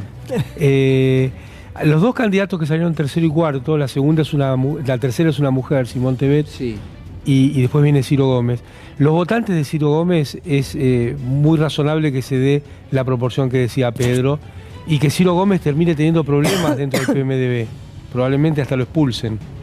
Ciro Gómez, que sacó 3 puntos aproximadamente. Sí, porque él seguramente va a ser un apoyo explícito a Lula y esa proporción que decía Pedro me parece que se va a dar en esos 3 puntos. Es más difícil analizar el caso de Simón Tebet porque es una persona nueva, que está irrumpiendo en la política y es muy difícil que se juegue por un lado u otro. Si hubiera un nivel de abstención de esos votos, bueno, Lula ya ganó. Claro. Es muy difícil que... Para mí ya ganó. Sí. Pero creo que lo más importante es ver por qué ascienden las alternativas como la de Bolsonaro. Y yo creo que hay que hacer un análisis estructural muy fuerte. Vos decías, el país de Lula es el mismo que el que tuvo. Sí. Y el componente industrial en el PBI brasileño en los 80 era del 46%. No, pero Pedro, hoy es del 22%. Pero está bien, vos haces... Eso hace que se produzcan efectos políticos novedosos. Este tipo, en un Brasil industrial, no hubiera tenido las chances. Pero Artemio, ¿vos estás viendo la misma película que ve todo el mundo? Es decir, no digo... Ni siquiera está viendo la película. No, pero ¿por qué? Pregunta rara, Julián. Esperemos que todo el mundo esté viendo C5N. No, porque a ver, me parece que estás planteando un escenario político que por ahí podías plantearlo perfectamente hace 20 años atrás y que hoy tenemos otros elementos. Están las fake news, las redes sociales, el lawfare, hay propuestas de extrema derecha. Pero la política industrial sigue siendo una está bien, Artemio. Una deuda a saldar por los movimientos populares. Pero hoy la grieta, ¿dónde se dibuja? ¿Se dibuja en eso que vos decís o la grieta está dibujada en otro lugar distinto? No, yo no habré... Yo creo que hay dos modelos confrontados, particularmente en el esquema distributivo, que creo que es el eje, pero la construcción de una sociedad con mayores niveles de industrialización, que fue una bandera de los movimientos históricos popular democráticos, obviamente no con la industria chimenea, yo no estoy hablando de volver a ese tipo de industria, pero sí volver a tener un componente industrial importante, tanto en Argentina como en Brasil. Todos coinciden con no tenemos... La lumpenización de la sociedad le da pasto a las experiencias de la derecha, en Brasil y en Argentina. Yo coincido que el eje central es ese antagonismo, porque el capital se profundiza, se financiariza, se concentra cada vez más y nosotros vamos relajando la misma defensa o la identidad de la cual partimos, es decir, el trabajo. Creo que sí, lo que tiene que ver con el lawfare, las redes sociales, tiene un carácter instrumental para consolidar el sistema de exclusión. De hecho, acá hemos hablado varias veces el paralelismo existente entre la dictadura cívico-militar, lo que hacían los cuarteles, y lo que hacía actualmente el Poder Judicial. Pero en definitiva, atrás había un sistema económico de exclusión, financiero, de precarización. Entonces, a mí me parece que el eje, el capitalismo, no desapareció. Con lo cual, el eje o el antagonismo sigue siendo el mismo, con las metamorfosis de la época. Sí, yo creo que no hay una respuesta.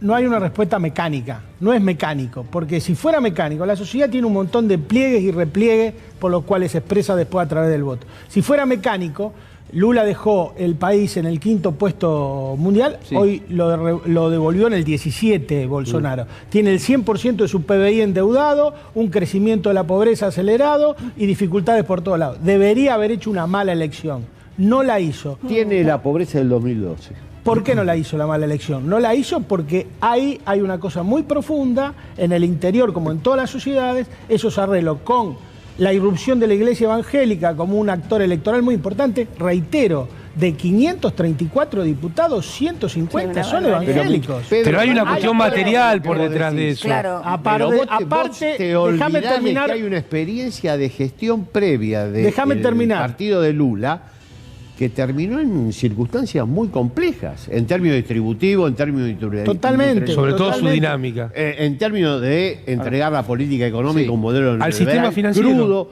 Eso, yo entiendo que el Facebook impacta, pero eso impacta más. A ver, Pedro.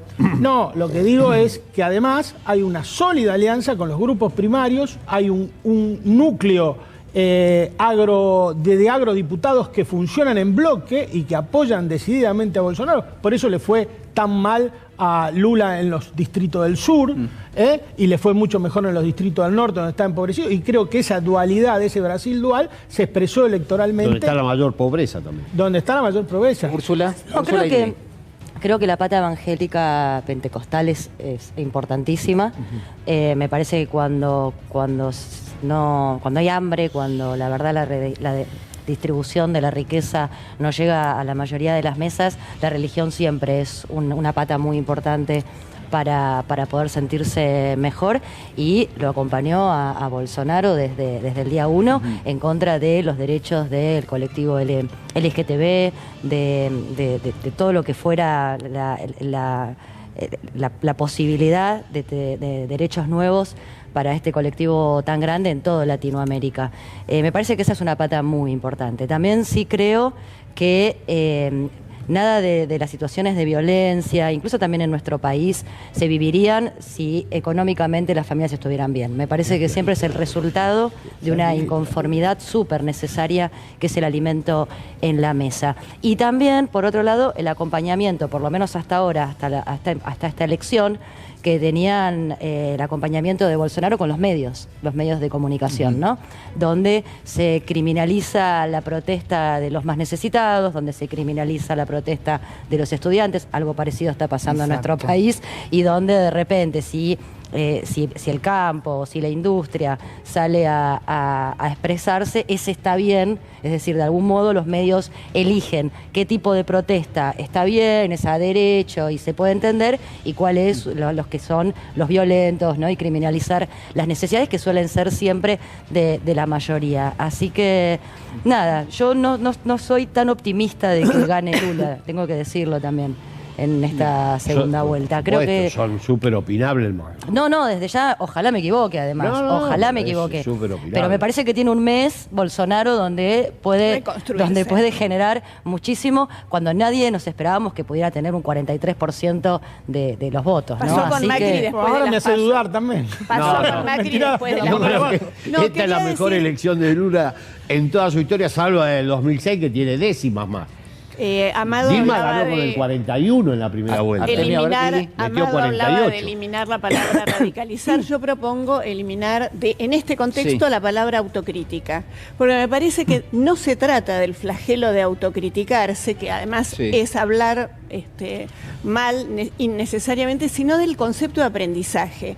Y en esta circunstancia, a partir de lo que le ha sucedido a Lula, su experiencia, las muertes, todo lo que pasó, la lectura de este nuevo panorama de la política no es autocrítica de lo que no había hecho antes, sino un ciclo de aprendizaje importantísimo que ojalá lo tuvieran también nuestros dirigentes. Se habla mucho de vos no te autocríticas. No, se trata de aprender de la experiencia. Si no la cerramos, como del mismo modo que cerramos las discusiones. Me parece que abrirlo, pensarlo en términos de crecimiento, de mirada, de escuchar, que de eso se trata la política, de reflexionar acerca de lo que está diciendo Artemio. ¿Por qué crece la derecha en Italia y en el sur de América? Es decir, hay un fenómeno global que no estamos pudiendo, que lo vemos, lo miramos. En lo que a mí respecta no lo estoy terminando de entender. ¿Por qué está sucediendo esto? Por eso creo que no se trata de criticar lo que no hice, o lo que no hizo Lula, o lo que no hizo Cristina, sino de aprender de la experiencia escuchando lo que está sucediendo. Ahí me parece, Julián, que... Yo creo que ahí me parece está en la base. Que esa insatisfacción que se comparte en Italia, en Estados Unidos, en Argentina y en Brasil, de las grandes masas populares, tiene que ver con un modelo económico. Claro, sí. Y lo que tenemos entonces que repensar es las modificaciones estructurales al modelo económico. Todo el resto de las cosas que se plantean son ciertas, las redes, el Twitter y la mar en coche. Pero acá la cuestión tiene que ver con la insatisfacción para conseguir resultado económico, y el eje es lo distributivo. Entonces, vos no vas a tener modificaciones en el patrón distributivo, que está empeorando, además. No vas a tener modificaciones en el patrón distributivo si no tenés modificaciones en la cuestión estructural.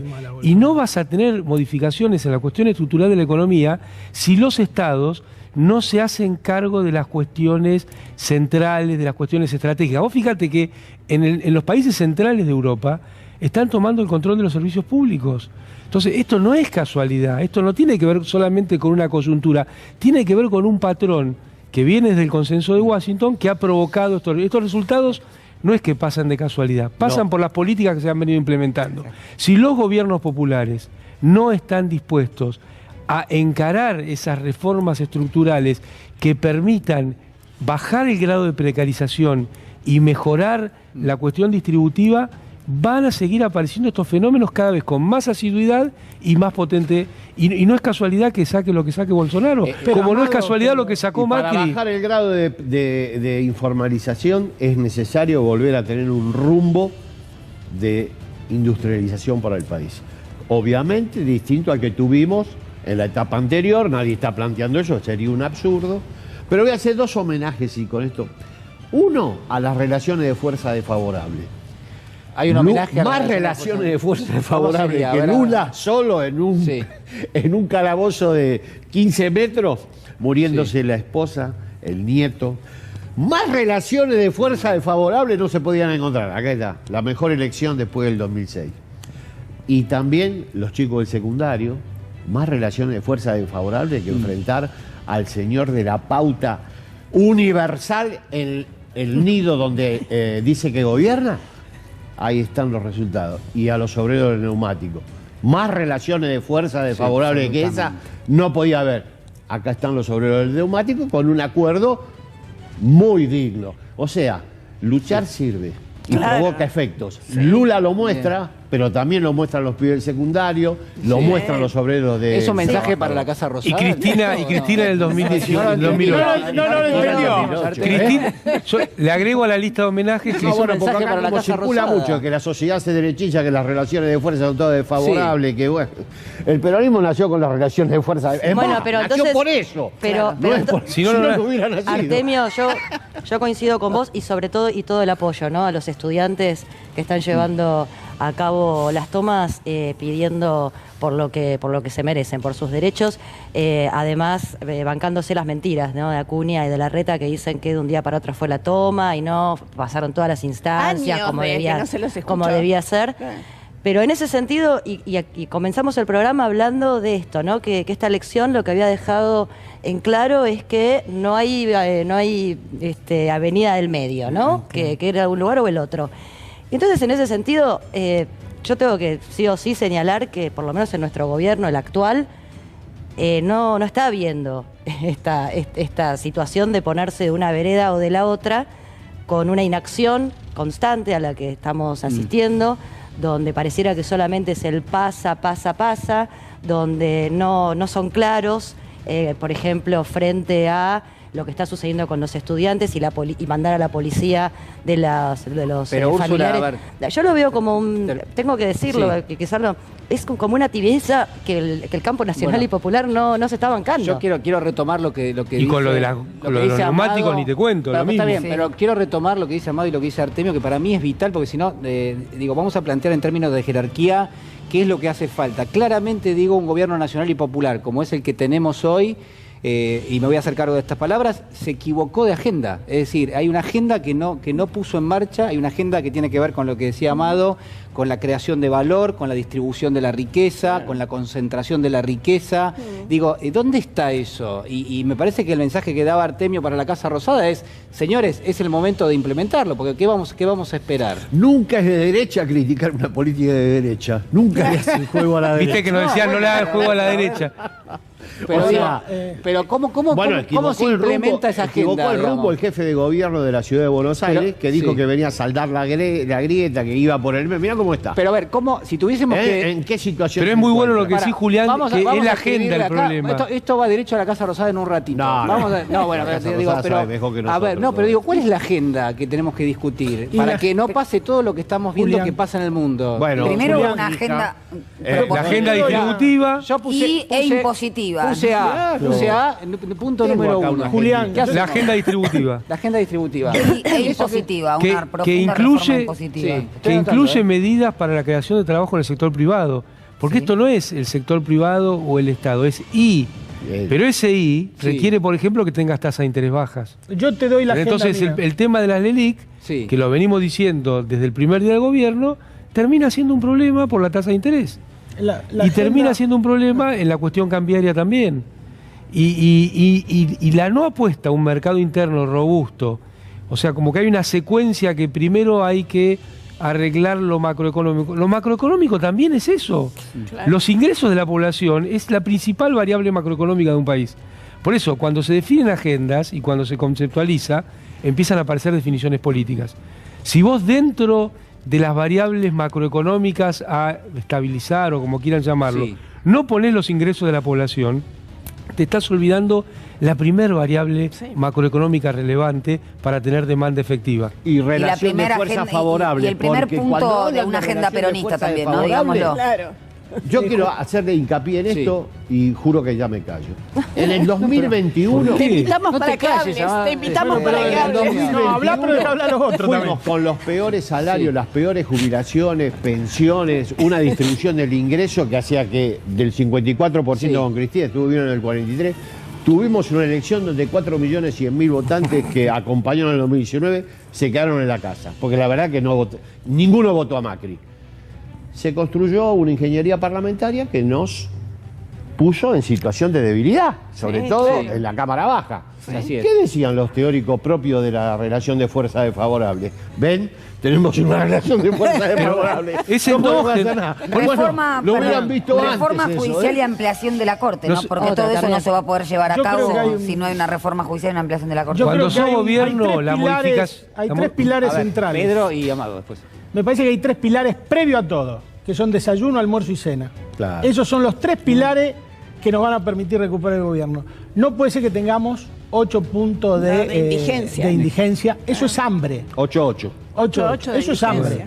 Entonces nosotros tenemos que... Reducción de la pobreza y aumento de la indigencia. Y desayuno, almuerzo y cena. El tema del precio de la comida es clave en la agenda argentina. Y el otro tema clave, la otra lección clave que nos deja Brasil es que, lo que decía Úrsula recién, se derritió la ancha avenida del medio. Claro. No existe. Acá es Macri contra Cristina. Bueno, pero ese Macri contra Cristina, si el gobierno va a encarar la campaña electoral, ¿no? ¿Cuáles son los 3 o 4 argumentos centrales que hoy el gobierno tendría que revisar y decir, bueno, hasta acá la verdad que la hemos pifiado? Pero yo lo primero que te los diría márgenes hoy, de ganancias empresariales. Lo primero que te diría por hoy ejemplo. de la agenda coyuntural es el tema tarifas. Vos no podés implementar un aumento de tarifa en esta situación de ingresos de la Argentina. Vas a tener un problema político además de un problema económico, porque te lo van a usar de enfrente para encontrar todos los agujeritos que tiene cualquier aumento segmentado de tarifa. Ahí tenés un problema económico y político. Económico, desde el punto de vista del ingreso real de la población, político desde cómo te lo van a utilizar. Y el segundo es implementar ya un aumento de suma fija. Y ahí no puede haber discusión porque no es paritaria o suma fija, es paritaria y suma fija. Metelo en la paritaria. Amado, el Ministerio de Producción publicó un mapa interactivo, yo creo que lo reconoce acá. 132.000 pesos el salario promedio de la Argentina. Se conoció la canasta de pobreza metropolitana para 4 personas, que es como referencia que tomamos. 120.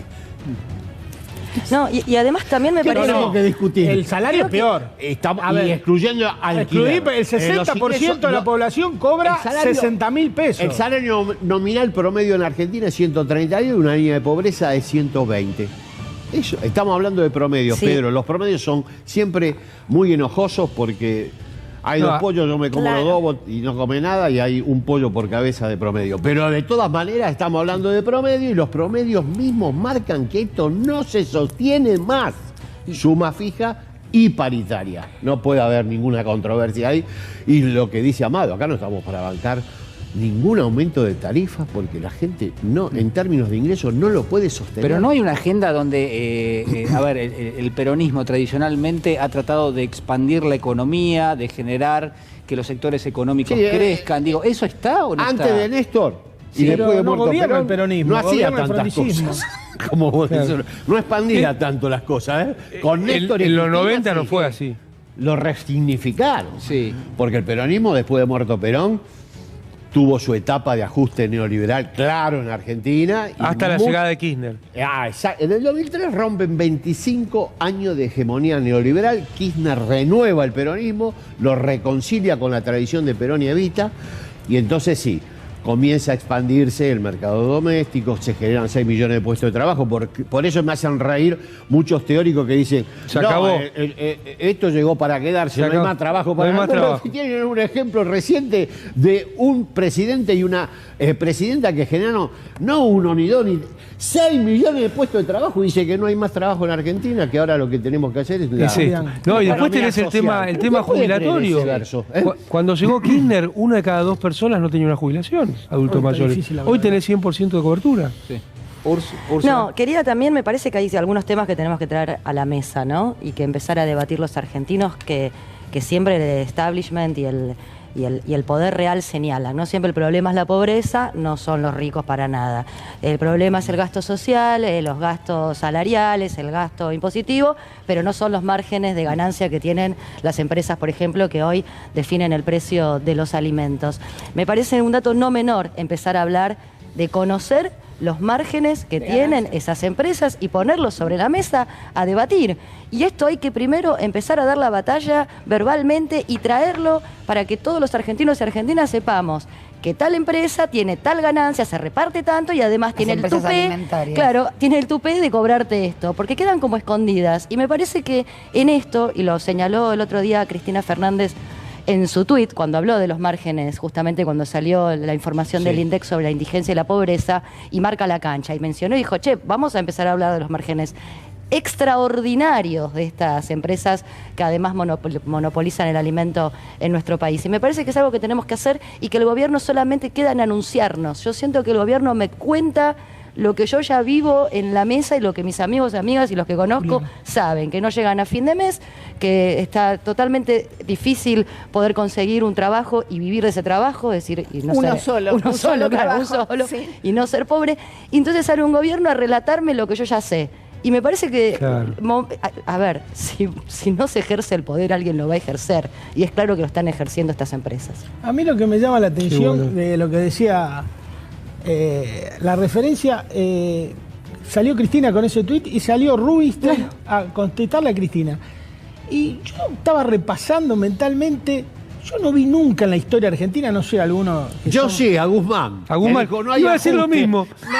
Pero... Esto ya lo vimos hace poco tiempo. Ajuste contra el isla. Pero... Había ajuste. Pero no me refería a eso. Yo nunca vi un caso similar de un gobierno que se construya con los votos del kirchnerismo y todo el gabinete sea antikirchnerista.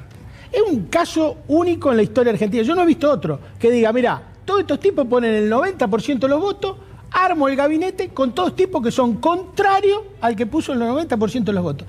Esa es, yo creo, que la principal debilidad que tiene el gobierno. Vos decís que en el Frejuli era algo así como que definía Solano, Lima y Frondizi, pero él la miraba pasar. Igual, era lo mismo.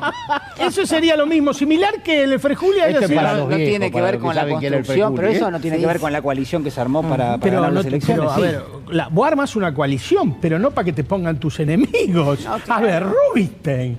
A ver, nos van a agarrar el gabinete, el primer gabinete, digo. Es una cosa increíble, increíble. Yo creo que eso es lo que me parece que lo primero que tenemos que analizar. Es la primera enseñanza que tenemos que sacar de lo que decía. Coincidiendo... Los economistas ortodoxos son los poseedores del conocimiento económico. Claro, coincidiendo con Pedro. ¿Cómo le vas a discutir a ello? Y tiene que ver con lo que decías vos hace un rato, Julián, es la agenda. La agenda que gana la discusión pública es la agenda de los sectores concentrados. Mirá, agarrá el tema laboral. Si uno escucha el debate en la televisión, en los medios, parece que vivimos en un mundo donde trabajadoras y trabajadores explotan a los dueños de las empresas. Porque todos los males tienen que ver con las leyes laborales, con los sindicalistas, la mafia sindical y la maricoche. Y resulta que vivimos en un mundo donde el salario está en la línea de pobreza con pleno empleo. Casi con pleno Entonces, empleo. Algo no está funcionando entre la agenda, el discurso y la acción de gobierno. De Amado. Tenemos casi pleno empleo, 6.9 y 36 puntos de pobreza. Eso es sintomático, ¿no? De que hay algo. Tiene que ver con el modelo, no pasa de casualidad, va a seguir pasando. Y dos cosas por ahí, este camino. creo, respecto a esa situación. Fíjense dónde le pega a la derecha también. Veía el tuit de María Eugenia Vidal en relación a las elecciones de un club de fútbol. Vamos a terminar con los negocios o la mafia de los negocios de los sindicatos. Y yo reitero que creo que se ha perdido un poco la batalla cultural en relación a los sectores nacionales y populares, que nadie está hablando de la falta de representación de las bases que tienen determinados dirigentes gremiales o cómo cuelgan las banderas, pero sí la organización gremial como central para disputar en esta puja distributiva. Y por algo, desde un lado se ataca, ¿no? Tenemos abogadas incluso que van contra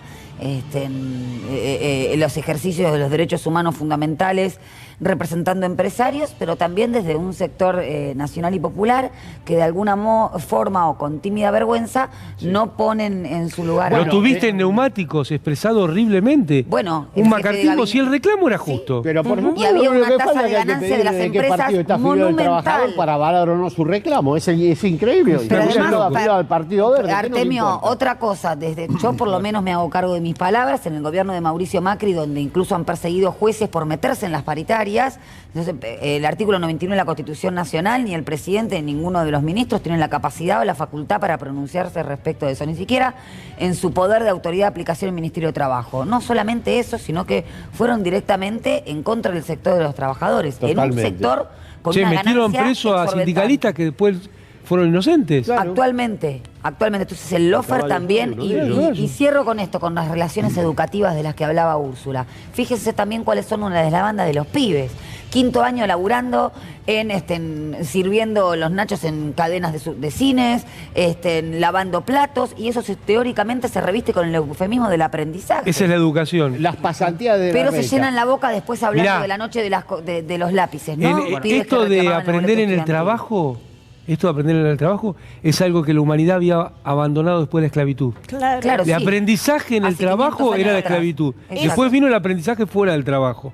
Bueno, son muchos. A ver, vamos a compartir algunas cuestiones que están pasando en las redes sociales y vamos a retomar el debate en instantes nada más. Acaba de tuitear el ministro de Economía, Sergio Massa, con este mensaje escueto, hay que decir, pero con una foto que me parece que muestra claro el cariño inmenso. Lula, en función de los resultados que ustedes están viendo. La verdad es que si uno mira el resultado electoral, uno podría decir que la verdad que la victoria de Lula es contundente. Contundente. Muy bien el título de Sergio Massa. Para mí porque acá hubo progresistas que se preocupaban porque gran elección de Bolsonaro. Una cosa espectacular la elección de... Es espectacular. Y sigue subiendo en décimas, va subiendo. Eso vamos a marcar, sigue subiendo, falta muy poquito para y además terminar 99.78, porque recién señalaba Pedro Brigger que pararon en el 97, pero no. Se retomó. El ritmo de carga. El ritmo de carga ya está en 99,7. Yo creo que no sé, son décimas, pero si no llega a la mejor elección histórica en primera vuelta de Lula, pega el palito. Bueno, esto subió hace instantes también el presidente de la Nación, Alberto Fernández. Felicito a mi querido Lula oficial por su triunfo en primera vuelta y hago llegar mi sincero respeto al pueblo de Brasil por su profunda expresión democrática. Ha sido una jornada realmente, en términos generales, digo, muy pacífica. Sí, por suerte sí. Por suerte sí. A pesar de cierta violencia que se veía lo antecedió.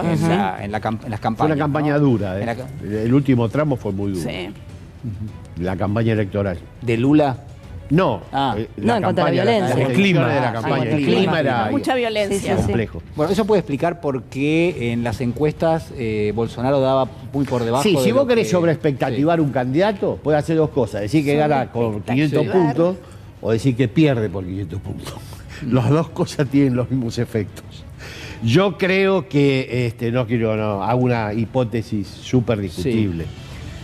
Que la Red Globo le haya dado un triunfo tan contundente a Lula fue parte de la movilización que produjo dentro del electorado de Bolsonaro. Mi perspectiva, que por lo general está equivocada, así que no se hagan problemas. Está bien, vos decís que incentivó a que vayan a votar por Bolsonaro porque Lula de alguna manera tenía una proyección muy contundente. Es una forma de incentivar. La otra podría haber sido, te muestro a Lula ganador, entonces... Hay gente que dice, bueno, ¿para qué voy a ir si ya se ganada la elección? Claro. Sí, no, pero hay otra tendencia esa. Sí. No, pero es un canal que asusa al voto opositor. Entonces es más razonable la tesis de Artemio. A nosotros nos pasó el... Y acá pasó con Macri, pasó eso. Exactamente. Claro, salieron todos. Nosotros nos guardamos en la casa a ver televisión y ellos salieron a la calle y nos metieron. Me parece que no veían este canal. C5 no. No veo. Se ve que veían otro. Bueno, a ver, queda mucho por discutir, obviamente. Tenemos mucho material para compartir con ustedes. A mí me interesa la opinión de todos ustedes. Nos quedan 9 minutos de programa. Me gustaría que haga cada uno una reflexión con 2 elementos. Me dicen acá breve, para una reflexión breve. Para todos quienes nos están siguiendo en este momento, tenemos la verdad muchísimas personas que en este momento nos están mirando, tomar lo que sucedió hoy y tratar de llevarlo al plano electoral argentino y si cabe un mensaje también para el gobierno. Buah. Artemio. Mensaje para el gobierno, ¿no? Todo eso en un minuto, Artemio. ¿Cuánto tengo? Que parecen los videos que pasan en 3 minutos tenés que explicar la Revolución Francesa. ¿En qué está impactando? Son 30 segundos, Artemio. ¿No lo puedes explicar? Si no puedo, te vas.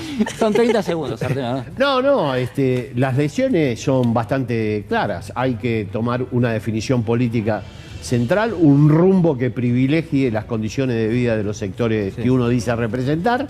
No hay alternativas intermedias, el gobierno lo sabe bien, suma fija, paritarias y basta de especular con que Argentina puede tolerar un aumento de tarifas. No va a pasar, es la mejor forma de tener las relaciones de fuerza desfavorables que tanto nos preocupan. Amado. Sí, muy en el mismo sentido.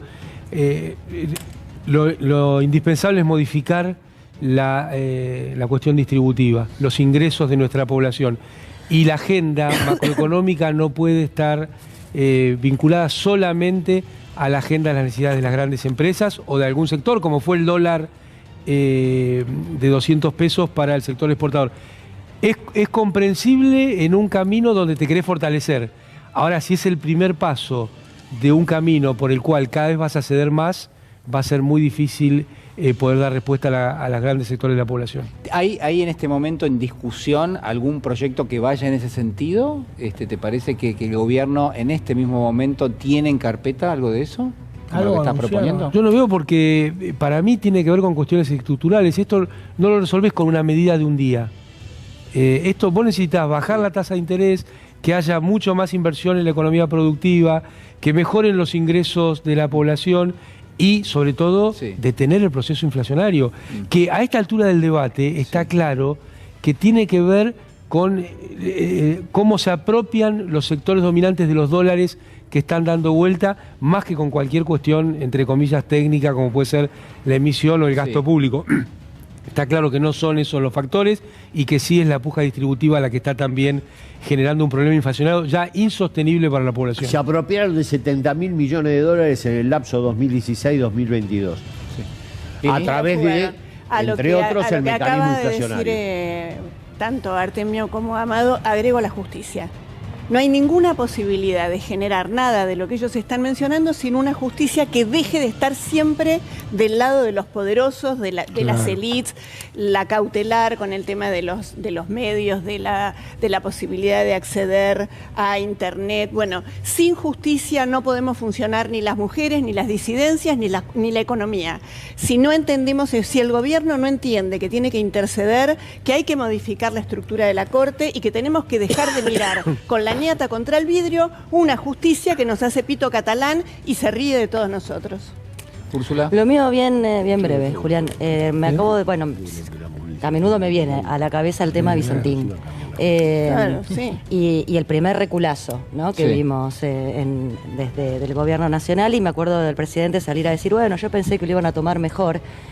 Y la pregunta que yo me hago es, ¿a quién le está hablando el gobierno? Porque había una parte que estábamos muy contentos con el tema de Vicentín, y me parece que a partir de ahí tomaron una decisión de no confrontación contra el poder real, y entonces como reflexión digo, a ver si se replantea el gobierno a quién le está hablando, porque a quienes lo votamos no nos está hablando. ¿Y a quién escucha? Natalia. Sí, sumarme a lo que decía Lili con respecto al Poder Judicial. La radicalización, la ancha avenida del medio absolutamente disuelta, pero no tiene que ver con la matriz discursiva, sino con los intereses que efectivamente se representan en este antagonismo. Y quiero recomendar respecto del Poder Judicial, porque no se pueden efectivizar derechos cuando tenés un Poder Judicial que se opone a cualquier político de gobierno distributiva. Una nota muy interesante hoy que se llama La casta de la toga, en el cohete a la luna, de autoría de Luis Goldín y Valentina Castro, que hablan justamente de los privilegios de un poder que se autoaudita, que es vitalicio y que esto es central, y las diferencias remuneratorias y en las jubilaciones existentes con el resto de la población. Así que se las recomiendo. Pedro. Creo que es desayuno, almuerzo y cena. Creo que es Cristina contra Macri. No hay ancha avenida del medio, y creo que hay que marcar con claridad el problema político del surgimiento del neofascismo en la Argentina y en América Latina. Y hay que hablarle a los compañeros para levantar el ánimo de nuestra propia gente. Yo recorro permanentemente el interior y hay una gran desazón en muchos compañeros porque no hay quien le hable. Y necesitamos que la gente asuma la militancia antifascista, democrático. No podemos regalarle este país a la derecha bajo ningún punto de vista. Por eso tenemos que ganar las elecciones en el 2023. Y la unidad también es clave. Bueno, por supuesto, les mentí porque todavía quedan unos Bueno, ¿sabes qué te agrego? Lo de la justicia es verdad. No me agregues nada, Artemio. Artemio, un proyecto inclusivo, la justicia no va a cambiar. Me dicen que no tengo que ser nunca más sincero. Bueno, vos me das una... No, quiero compartir con ustedes. Donde veo luz, yo entro. Hablamos del lawfare durante el programa. Quiero compartir con todos ustedes esto que van a ver en pantalla. Este señor Ricardo Gil Lavedra, todos lo conocemos. recordemos la participación que tuvo en las persecuciones del lawfare. Bueno, con una definición que como mínimo es surrealista y de máxima es, yo no sé, es el colmo del cinismo. Dice, hubo abusos de la prisión preventiva y a ver, lo vamos a escuchar. ¿Vos dirías que hubo abusos, violaciones de garantías en algunos casos?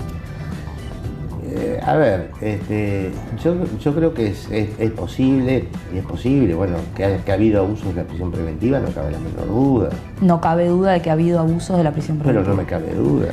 Pero lo que sí es que cualquier cosa que haya ocurrido tiene que restablecerse dentro del propio sistema. Cuando vos planteás la cuestión de la persecución política, del lawfare, en el fondo lo que vos estás descreyendo es de las estructuras fundamentales de la democracia constitucional. Porque la democracia constitucional es una regla, es una red enorme, una trama de reglas, de procedimientos, de garantías, de reaseguros. Todo debe repararse dentro del propio sistema. El sistema está armado para encontrar reparación. Uno podría decir que lo explica tan bien que casi que podría haber sido casi el autor de eso, ¿no? Este señor fue el que cobró honorarios millonarios también para armar causas. Lo invocaron, además. Hay que recordarlo. Y hay algo central. Cuando fue preguntado acerca de la responsabilidad empresarial y civil en la última dictadura cívico-militar, la negó. Y es también los que permiten dentro del Colegio Público de Abogados que se hable de la mafia de los abogados laboralistas. Bueno, ha sido parte de un grupo de tareas, ¿no? Ha sido parte de no se arregla sola la justicia, ¿eh? No existe. Un segundo, a ver, este señor fue parte de un grupo de persecución a los accionistas del grupo Indalo. Claro, desde la FIP. Pero desde la FIP, por supuesto. Donde cobraba suculentos honorarios habiendo abogados de planta de la FIP que podrían haber hecho perfectamente, no la de él, la función de él, que era de persecución política. Pero llama la atención la pregunta, la cuestión legal. Él da una respuesta y... A nosotros nos conmovió. Faltó la repregunta. Voy a suspender la cena. Faltó la repregunta. Vamos a pedirle que nos ayude para entenderlo mejor a Patricia Bullrich. Tengo algo de... Sí, porque... No nos priva de nada. Es para el final, Artemio. A ver, señor director, Patricia Bullrich en el 2019, a propósito de lo que pasaba en Brasil. A ver. ¿Argentina de alguna manera está siguiendo los pasos, ha encontrado un beneficio? ¿Es alumna de Brasil en ese sentido? Pero yo creo que es al revés. Si quieren les puedo leer un trabajito que les ¿Al traje. revés? ¿En qué? No entiendo. Es al revés. O sea, nosotros somos los maestros. Nosotros somos los maestros. ¿Los maestros de quién? De las cosas que está haciendo Moro en Brasil, que está haciendo Bolsonaro. ¿puedo todo ilegal, tiene razón. ¿Cómo? Sí. Tiene razón, son maestros de cosas ilegales. Sí. Pero sí, claro. Está bien. Bueno, él ya nos había advertido, Patricia, que los que estuvieron en la alianza, que entre otra cosa mataron 39 personas, iban a tener otra oportunidad. No, ahí está. Cumplió. Bueno, le bajaron el 13% a jubiladas, jubilados, Vamos a maestras. felicitar a todos los compañeros que ganaron el APTRA. El Martín Vamos Fierro. a hacer felicitación para todos. La verdad que estamos muy pasados de tiempo. Estamos entregando tarde en este momento. Pero besos y abrazos. Le mandamos una felicitación a todos. Les quiero agradecer muchísimo. Un aplauso a Lula porque hizo la mejor Sí, un aplauso a Lula. Sí, en primera vuelta que tengamos memoria. Estás imparable, Artemio. Estás imparable. Se queda Artemio. Se queda con ustedes. Se queda Artemio. Me quedo yo hablando. En cambio. Nos despedimos. Nos reencontramos el próximo domingo. Cuídense. Chao.